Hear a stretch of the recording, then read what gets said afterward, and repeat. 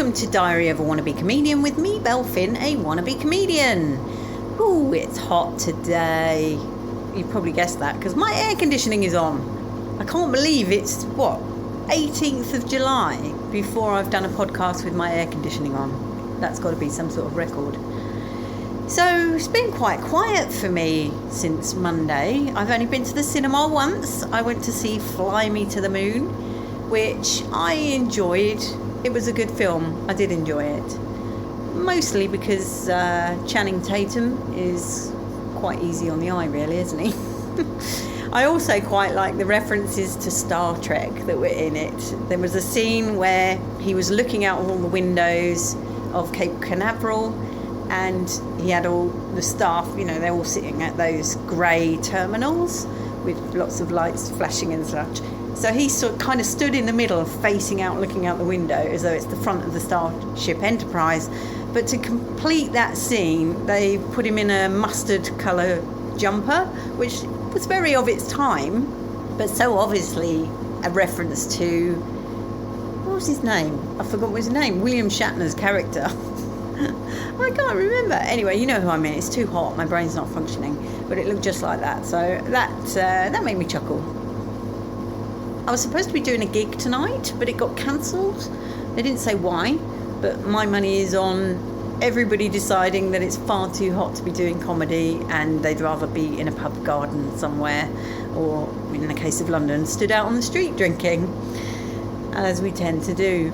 Shame, really. I mean, I'm quite relieved because it is I was getting a bit sticky and thinking, I'm not sure, because I had lunch with a friend and came out and I hadn't appreciated how good their aircon was, so I came out and there's this wall of heat, and by the time I'd got home, it's just, oh my goodness, I'm not sure I'm going to be in a decent enough state to look at, let alone listen to. So I'm kind of relieved, but I would have liked a bit of practice before Sunday's gig, which is Matt's Cabaret I'm doing on Sunday. But hey, I can work towards it, can't I? It does mean Comedy Dan gets his night back. He doesn't have to be my bringer, so I think he's quite pleased about that. I suppose the only other thing to talk about is Equity has filed papers at the High Court in a class action against Spotlight. I mentioned this before in an episode called Tax on Hope, and obviously I'm a little bit more engaged now, being a variety rep of Equity, so I'm a bit more engaged in what they're doing, and I read more of their emails. I am particularly interested in this. There's a little section here that says, it is unjust that people looking for work bear the cost of recruitment in the arts and entertainment industries. For actors in particular, the perceived necessity of being included in Spotlight means that their hope of work comes at a cost. This cost is a tax on hope.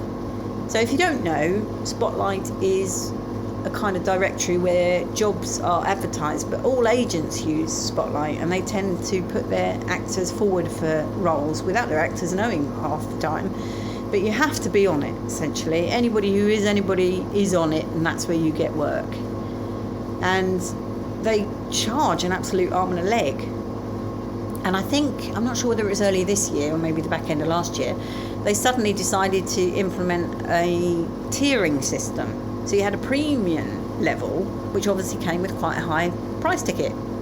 And that's when Equity said no and got involved and wrote to them, and they withdrew that level immediately.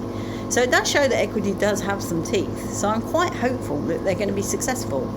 Because in this country, in the UK, there is no other industry where you charge the person looking for work a fee to look for work.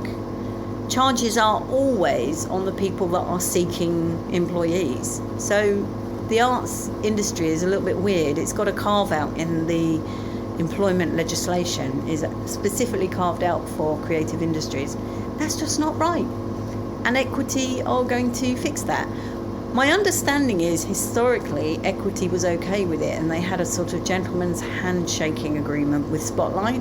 But then, and that's when Spotlight was run by a family, basically, and a former member of Equity. So there was this agreement went on, and then the family sold Spotlight to another organisation, and then obviously that organisation has just taken a much more commercial route. So the law states that you can charge reasonable administration costs. And I think that's what Equity are doing. They're trying to urge the courts to make Spotlight demonstrate how their charges fulfill that requirement of being reasonable administrative charges. So there you go. That's today. I'll keep you posted on how they do with that. But I think it's quite interesting. But then you know me, I like stuff to do with the law. So given I've got no gig to talk about, I will leave it there. By the time you speak on Monday, I definitely will have done a gig, because I will have done Glitter and Titter. Much love and gratitude.